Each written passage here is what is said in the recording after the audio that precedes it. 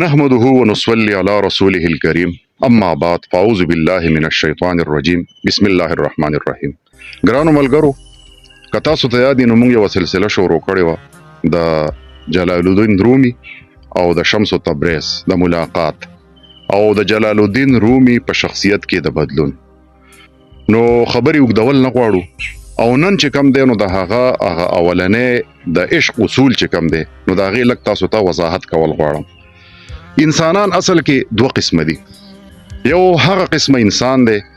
چې هغه د ژوند په هر اړخ کې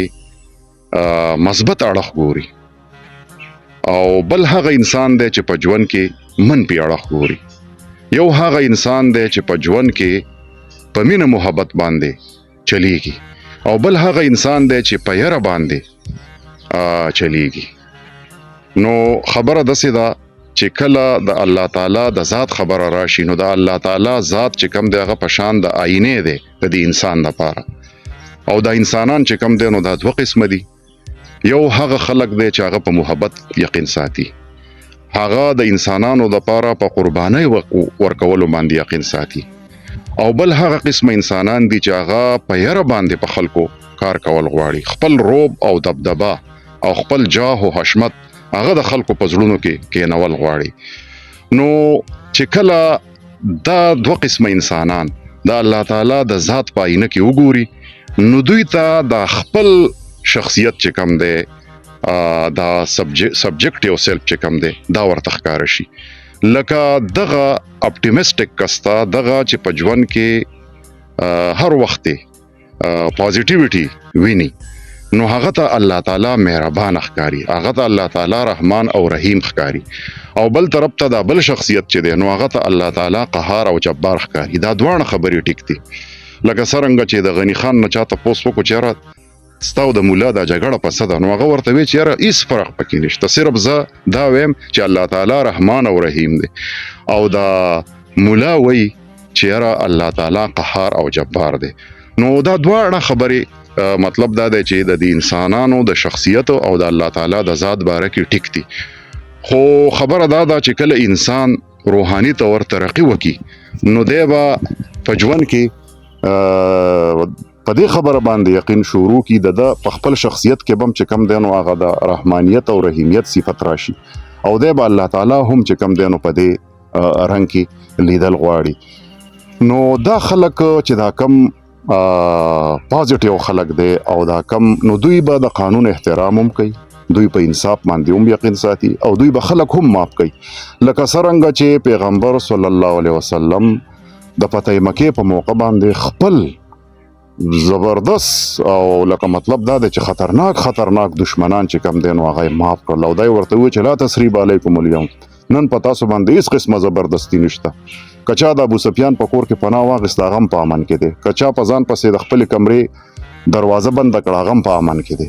نو مطلب دا دی چې دا اصل کې د پیغمبر صلی الله علیه وسلم په دې ذات کې خپل باندې چې کم دی نو مهرباني و، محبت پکې، د انسانیت دپاره پکې عشق او د انسانیت دپاره مطلب دا دی چې په هغه کې د قربانۍ جذبه وه. نو هغه ځکه داسې وکړل. او بل طرف ته که موږ وګورو او دا کم هغه خلک چې په هغوی په یره باندې چلیږي، په خپله باندې هم په یره چلیږي، که کار کول غواړي نو په یره به یې کوي، په محبت یې نه کوي. نو دغه خلکو ته که فرض که مکمل اختیار میلاو شي نو هغوی به څه کوي؟ هغوی به د انسانانو کې خپل روب او دبدبه به پې اچول غواړي، خپل جاه او حشمت په د هغوی په زړونو کې کېنول غواړي، او دوی به غواړي چې یاره موږ دا کار په دې خلکو باندې په زور باندې وکړو، په زبردستۍ باندې به وکړو، په غوسه باندې به وکړو. نو خبره داسې ده چې دا انسانان دا دوه شخصیتونه بس د الله تعالی په ذات کې لکه دوی د ذات کماینه چې د پاغوي کې به هر سړی ته د چې کم خپل شخصیت ته نو د الله تعالی د ذات پاینه کې به د ته هم هغه خپل عکس ښکاري. بل یوه خبره دا ده چې د الله تعالی د ذات چې کم دی لکه د آینې دوه رخونه، نو خبره داسې ده چې په یو ټایم باندې یو انسان یو رخ لیدی شي، لکه دا دواړه خبرې چې کم دی نو په انسان کې جمع کېدی نشي. یا به پکې دا خبرې چې په ده کې به مهرباني، په ده کې به ایثاري، په ده کې به قرباني، په ده کې به د انسانیت دپاره د څه کولو یو تخلیقي صلاحیت نه، بل یو خبره ده کم خلک چې په محبت باندې چلیږي، په عشق باندې کار کول غواړي، نو هغه خلکو کې به تخلیقي صلاحیتي. بل طرف ته دغه بل خلک چې څوک په یره باندې چلیږي، نو په هغوی کې به تخلیقي صلاحیت نه وي، هغه به سټیټیک خلک وي. هغه به مطلب دا دی چې په د خبرې په ډیپت باندې دغه صلاحیت په کم دی، نو الله تعالی د دوی نه اخیستی. نو خبره داسې وه چې دا جلال الدین رومي چې کم دی، نو دی هم اول چې کله عالم او کله ډیر زیات مشهور او ډیر زیات روب او دبدبه وه، او بل د یو د شاهي خاندان سره د تعلق دی په بلخ افغانستان کې، او بیا لکه مطلب دا دی چې کم هغه کم حالات خرابو د هغې د وجې نه چې کم دی د کونیا ته تللی،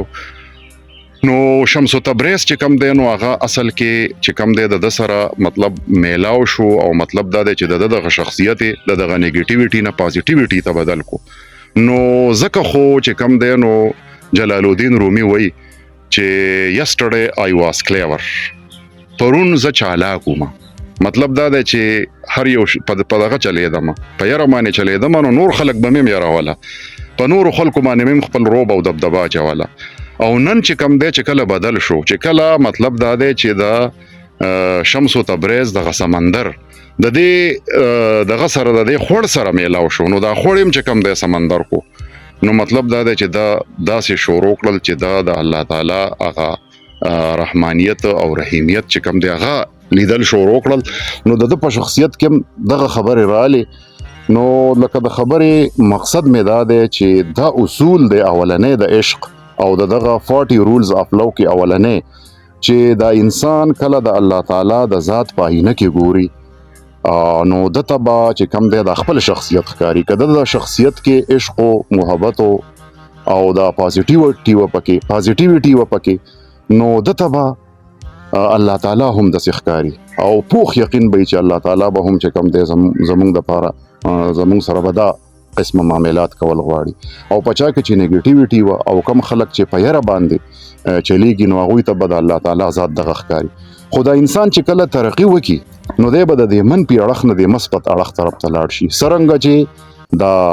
جلال الدین رومي د دې منفي اړخ نه مثبت اړخ ته راغلی، کله چې د په شخصیت باندې شمس تبریز چې کم دی، نو هغه په مطلب اثر انداز شو. نو مطلب دا دی چې د دې وخت دپاره د وخت اهم ضرورت دی چې مونږ مطلب دا دی چې روحاني طور ځان بهتر کو، ځان کې بهتري راولو، ځان له ترقي ورکو، او دا منفي اړخ د ژوند چې کم دی دا پریږدو او د مثبت اړخ طرف ته راشو. نو دا به زمونږ په شخصیت کې ډېرې مطلب دا دی چې یو بدلون به راولي، ډېر زیات مثبت بدلون به راشي. او هغه بدلون دا هم دی چې دا قسم خلک دغه شخصیت چې پازیټیو اړخ لیدل غواړي، نو دکې به تخلیقي صلاحیت پیدا شي، او دی به د دغه خپل تخلیقي صلاحیت په بنیاد باندې په دې دنیا کې مثبت بدلونونه راولي. او مطلب دا ده چې د دغه خلکو الله تعالی هم غواړي چې یاره مطلب دا انسان په خپل باندې ځان دریافت کی، مطلب دا ده چې په خپل ځان وپیژني، چې کله تا ځان وپیژندو چې یاره منفي اړخ دی، نو چې مطلب دا دی کله ته په مرض پوه شوې، نو بیا به تا ته علاج کول اساني. نو خبره داسې ده چې کله درته پته ولګېده چې یاره زه خو هر یو څیز کې چې کم دی، نو خپل ځان لکه مثال په طور دا کم حسد چې دی، او دا کم دوکه چې ده، او دا کم غلا چې ده، او دا کم نور ټولې مطلب دا دی چې دا نیگیټیو کم خویونه دي، دا خرابۍ دي، دا خامۍ دي د شخصیت ته، نو دا په ما کې موجود دي. نو دا د څه د وجې نه موجود دي. لکه مثال په طور بنیادي طور ستا چې کم تصور دی، او ته چې ډک د کمی خبرو نه یې، ته د دې دنیا پرستی نه او مطلب دا دی چې د شخصیت پرستی نه متاثره، نو داسې وکړه چې ته د دې دغه نه راوځه، د دې ډایمنشن نه راوځه، او د دغه ډایمنشن ته راشه، د پازیټیو ډایمنشن ته راشه، دغه ډایمنشن ته راشه چې په هغې کې انسانان چې کار کوي، او انسانان چې حکم مني، او انسانان چې په دې دنیا کې څه بدلون راولي، نو هغه د محبت په بنیاد باندې راولي، د نفرت په بنیاد باندې نه، او د مطلب د یری په بنیاد باندې نه، د روب او دبدبې جمعولو په بنیاد باندې نه. نو دا د دې وخت اهم ضرورت دی. بل خبره پکې دا ده چې دغه منفي خلکو دغه ته کپرس کې اقتدار میلاو شو، دوی ته نو دوی به څه چل کوي، دوی به په دې خبره یقین کوي مایټ از رائټ، دوی به چرته هم چا سره انصاف نه کوي. دوی به همیشه د پاره هغه کار کوي چې په هغې کې د دوی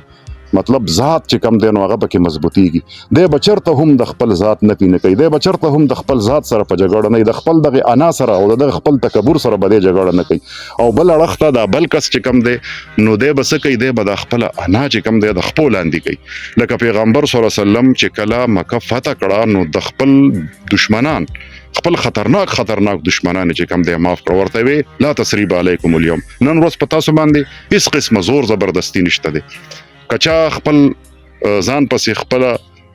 دروازه بند کړه هغه هم په امن دی. کچا